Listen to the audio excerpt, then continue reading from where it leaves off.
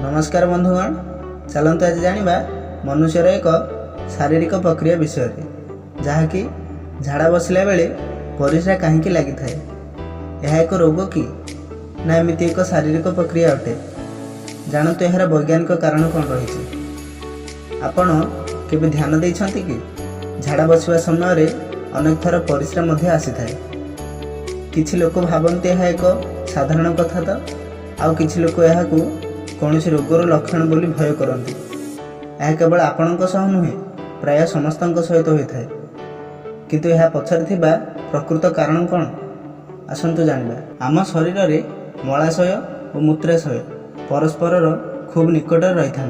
जेतेबेले आपण झाड़ा बसंती सेतेबेले पेल्विक मांसपेशी गुड़िक शिथिल बा आपणक भाषा प्रेसर हो जाए।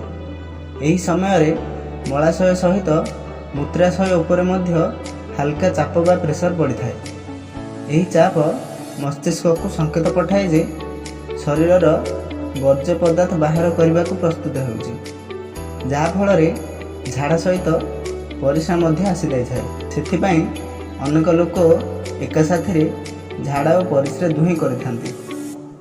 अधिकांश लोकों यह एक साधारण शारीरिक प्रक्रिया अटे एवं एथिरे भय करिवार किछि नहीं। किंतु जदि बारंबार परिस्रा लगुच, परिस्रा किंबा मलत्याग बेले जलन बा जलापड़ा होउची, तलपेटरे कष्ट बा वेदना होउची किंबा परिस्रा नियंत्रण रहना, तेबे यह किछि समस्यार संकेत हो पारे।